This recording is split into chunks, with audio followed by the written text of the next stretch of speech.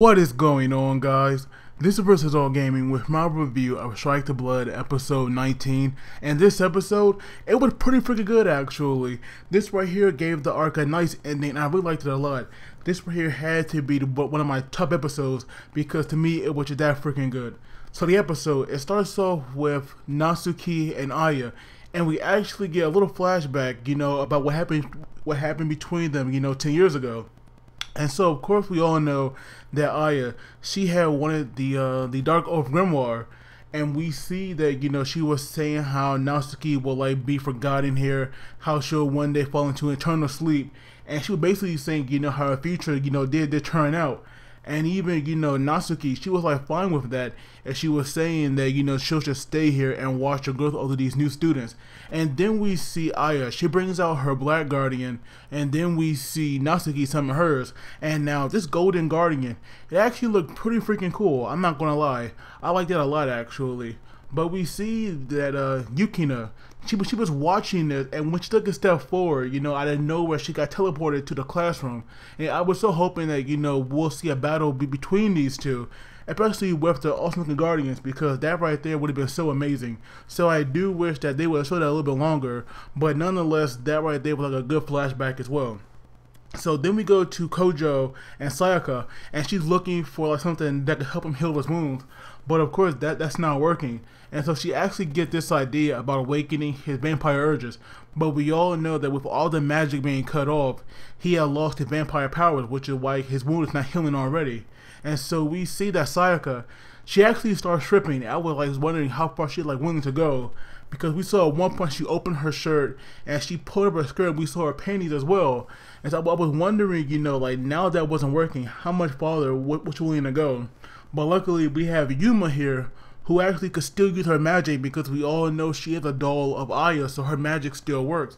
But we saw that her wound, it was still open though, so that right there was definitely troublesome. But then we go back to Yukina, who was actually trapped in another dream or illusion, where Kojo and Sayaka, they had came there, but they were so different.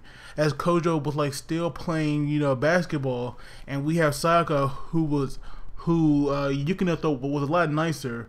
But then again, I mean but then again, Sayaka, she is not really that bad of a person. So I do wonder, why do Yukina think that she was so much nicer?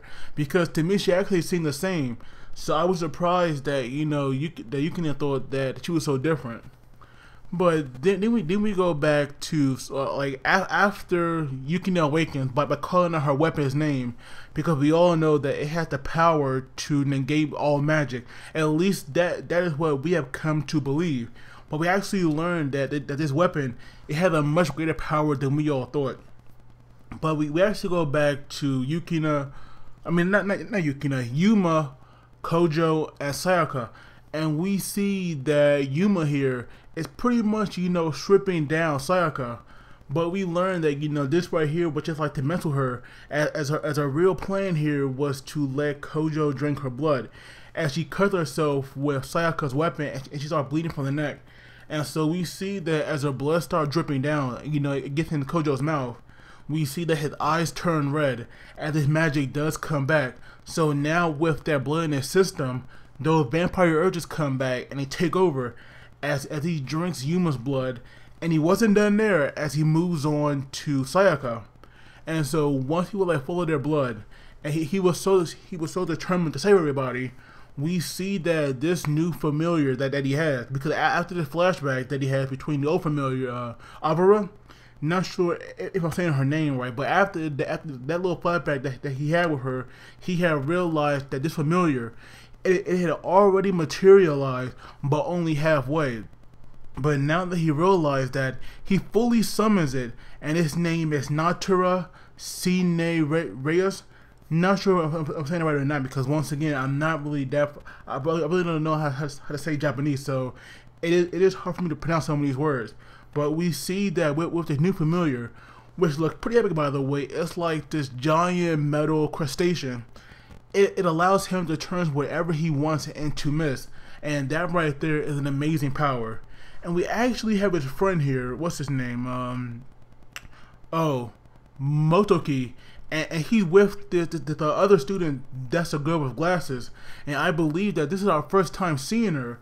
And so, like, it's obvious that they are part of the same organization, but I do wonder, why they wait all of this time to bring in this new character. But we see that, they were talking, and this girl, she was saying that, she was surprised that, the progenitor hadn't awakened yet because he couldn't turn to mist. But now with this one being his first time doing it, and, he doing it on such of a large scale, she was saying that, he could easily take out this entire island if he wanted to. That's how much power he has from one familiar that he can destroy the place. So that right there was like pretty amazing. But after he was saving everybody so that they wouldn't sink, we go back to Aya and Yukina, and we actually learn the meaning of her true weapon, where it does not negate all magic, but it actually returns the world to the way it was. And that right there, it's pretty important to note. And so now we have Kojo, who breaks in like a beast. I am so glad that, he had used that Dimension Dragon, because like I said, I do like it a lot. Like, that right there has definitely been my favorite familiar that we've seen so far. So every time he uses it, I definitely get hyped for it. But now that he broke in the barrier and he freed Natsuki and Yukina, we all know that he was gonna have a fight with Aya. And it's kind of funny though how, like, every time he declares that, this fight is his, Yukina always has to butt in. But I will say that, even though Kojo could handle her on his own, it is nice that, him and Yukina are such a good team. I will say that.